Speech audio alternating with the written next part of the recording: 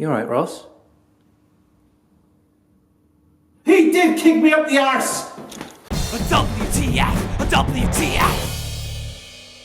Hello, I'm Ross Twiddell from Cultaholic.com. You are my sexual wank pheasants, and welcome to all of the WTF moments from last night's WWE Raw. A WWE Raw that in the 3.5 years I've been doing this bollocks here on WTF Moments was the single biggest bitch of an episode to watch ever. So let's get right into it then. Let's kick things off with a sobering moment that reminds us all these superstars that we hold up in such high regard are just human beings just like you and me. In the 3.5 years that I've done these WTF moments, this is the biggest one ever. Roman Reigns revealed that he has been living with leukemia for the past 11 years. When he was 22 years old, he was diagnosed with the disease. It went straight into remission, but now it's come back, and he's been forced to relinquish the Universal Championship, and I, like you, was absolutely wounded by this revelation. And even if you hate the character of Roman Reigns, please, for the love of God, support the man Joe and OI for the foreseeable future. This is more than professional wrestling. It's absolutely heartbreaking to see an incredible ambassador for WWE struck down like this in his prime. This is as real life gets, because Roman Reigns is not only a husband, but a father to 3 kids at home, and now he faces the biggest battle of his entire life. How are Roman? I'm with you, big dog! So of course that news has knocked everybody for 6, me included, but in the spirit of Vince McMahon, the show must go on, and that show includes WTF moments, so let's have a giggle, shall we? Renee Young claimed that you've got to talk in very succinct sound bites during the Bobby Lashley match because Leo Rush, more like Leo Shush, you little prick, am I right? We'll cut you off. Just Bobby Lashley matches, Renee, because since you got that Raw commentary gig on a full-time basis, all you've bloody done is talk in sound bites, pal. I don't know about you, but I miss the old Renee Young, the Renee Young who was just filling in on WWE Raw, because now the full-time Renee Young on commentary on WWE Raw just sounds like Taz on SmackDown. Just bring it. You get the reference. Look, ma'am, we're on the telly. When they win, they riot, apparently. Which means, of course, they must never win, because pushing over bins and squirting Tommy K on Natalia's locker room door is not rioting Riot Squad. Maggle, maggle, maggle, maggle, maggle, maggle, maggle, maggle, maggle, maggle, maggle. Here's a direct quote from Maggle Cole, the pay-per-view event streaming this Sunday only on the WWE Network. It is known as WWE Women's Evolution. It's not like Michael. When you Google WWE Women's Evolution, Michael Cole, the first result you get is that of a DVD. Do you really want fans to tune into a WWE Network to watch a DVD that's not even available on the WWE Network, Michael Cole? That's disgusting. So the first ever all-women's pay-per-view in the history of WWE is going to be called by a bloke, and not just any bloke, Michael Pissin Cole. Now I know fans of the Mae Young Classic will be used to hearing Michael Cole, Renee Young and Beth Phoenix commentate on women's wrestling, but when you're billing a pay-per-view as an all-women's pay-per-view, it being called by a bloke is a bit Pete Tong to me. Shame on WWE for not training up a lady to fulfill the role of play-by-play commentator. Shame! So for the second week in a row, WWE Raw aired the Undertaker and Kane weird disco boiler room party thing promo in full. Because apparently people need reminding that 2 middle-aged men carry around a smoke machine and Moody Light in the back pocket just in case they need to have a weird boiler room disco thing. 2 times DX got back together just to see how many glow sticks they could sell, and they're doing it once again. They broke all kinds of records in 2006 and 2009, so what kind of sick fetish do you need to have for selling glow sticks to go at it once again in 2018? I guess it's better than liking fish sticks. That rhymes with glow sticks. What am I doing? So during that DX promo, Shawn Michaels was listing off a whole myriad of definitions for nostalgia and missed off the actual definition of glow sticks. Nostalgia, D-Generation X, glow sticks, fish sticks. Shawn Michaels is a gay fish. No, he's not. I'm not going to let that go, am I? But then Triple H butted in to say that nostalgia is maybe a polite way of being called old, and that being called old is a polite way of saying that we're better. Ha, ha.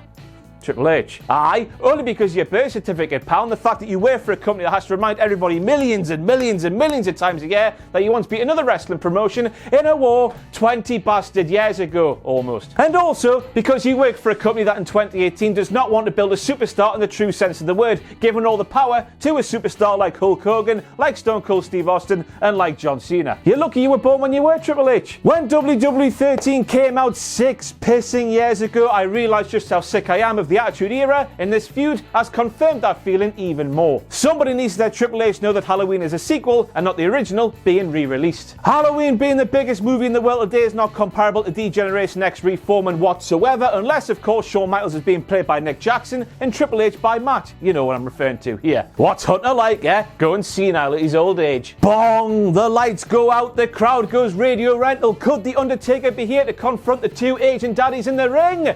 No, he couldn't. Shawn Michaels, hands in pockets, couldn't give a hoot. He knows fine well he's watching a pre-tape. Moment completely ruined for me. Prick. Two men just threatened to murder two more men on international television and showed the graves they've already dug for them. Well, this is awkward, isn't it? The advocate for well-known mercenary and money slut Brock Lesnar, Paul Heyman, said the following: the Universal Championship deserves the best the champion has to offer it. Practice what you preach, son. Hello, my name is Kurt Angle, and this promo is coming straight from the heart and not the autocue that I'm clearly reading with my eyes. This is how I really feel. I really am passionate about the WWE World Cup to crown the best champion in the world. Jesus Christ, Kurt, you used to be so amazing on the microphone. What the hell has happened to you? Don't do milk, kids. And next up we have Michael Cole, who claims that the WWE World Cup to crown the man who will take CM Punk's catchphrase just so WWE can stick two more fingers up at CM Punk, has 4 superstars from SmackDown and 4 superstars from Raw. Isn't John Cena a free agent who can just show up wherever he wants because he has the toupee that makes Vince McMahon go loopy? Or have we just forgotten that was ever a thing? And next up we have big baldy bastard Baron Corbin claiming that WWE Raw just doesn't have the time for an Elias live performance before having an argument with Elias that lasted just about as long as an Elias performance. So did you, baldy bastard? So Elias is told to get off the stage by big baldy bastard Baron Corbin, and he does so. He goes backstage just so he could take the strap and the strings off the guitar he was hell-bent on destroying anyway. Because when you're hell-bent on smashing the guitar into smithereens, you've got to save the string and the strap apparently. And next up we have Renee Young, who claims she's never ever seen a guitar explode like the one did on big baldy bastard Baron Corbin's back from Elias. Which either proves that she's never watched any professional wrestling from the past 25 years, or that Jeff Jarrett did indeed never draw a dive despite smashing 1,000 guitars. Ronda! How bloody dare you besmirch our Lord and Saviour Cultaholic Ronda Rousey, you absolute grade 1 numpty. Ooh, hang on. Zoom in on that. It's a big dog! Vince McMahon likes big sweaty women. Vince McMahon likes big sweaty women. Do you feel awkward about Vince McMahon masturbating to big sweaty women? Come on, man, you know what he's like. Question: why the hell was WWE Raw making such a big hoo-ha about Trish Stratus and Lita being superstars from the Attitude Era? Because I am sick to my piss of hearing about the Attitude Era. Ooh, how do you feel about Mickie James and Alexa Bliss taking 2 superstars from the Attitude Era so lightly? Ooh, that's how we do it in the Attitude Era. What you talking about, lasses? Most of your success came in the Ruthless Aggression Era. Ruthless Aggression Era for the piss and win. Oh, hello? Who's this? The gym? What can I do for you today? The gym? Oh, you would like for me to be your figurehead for the gym because I represent all that's good about going to the gym? Of course, don't worry about that. WWE Raw had Stone Cold Steve Austin promoting shampoo. There's nothing stupid about me representing the gym whatsoever. So after Raw last night, there was a show that aired on the USA Network called The Road to Evolution, which apparently is a road that didn't include Asuka. Look, that's a big game of Where's Wally, but with Asuka. Can't see her. Where is she? What's the crack with that? He did it again. Michael Cole called that move there an Alabama Slam, even though, as we all know, it's a Miles Amabala. And I'm just saying that for the second week in a row because I'm really proud of that joke, all right? Dirty deeds turn dirty diddler, and it's just timed so perfectly I couldn't help but love it, Maggle. The announcement from Roman, the emotion of winning the Raw Tag Team Championships for their fallen brother, but Dean's like, nah, Seth Rollins, you called me a lunatic last week, despite the fact that everybody in the world's been calling me a lunatic for years now. It's time to go, you hairy.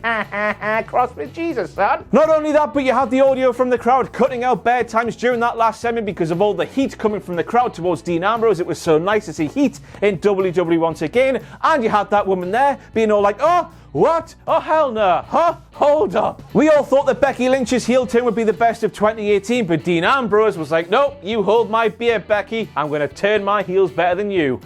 That's it for all of your WTF moments from last night's WWE Raw. Once again, Roman Reigns, my big dog. Everybody at Cultaholic wishes you all the best in your recovery and your battles against leukemia. We are with you. Thank you very much once again for being a sexual wank pheasant. Follow me on Twitter at Ross on Wrestling. Pledge to our Patreon page, patreon.com/Cultaholic. Anything for to give us would be greatly appreciated, and we'll love you forever. But most importantly of all, do not forget to join us on all of the social medias.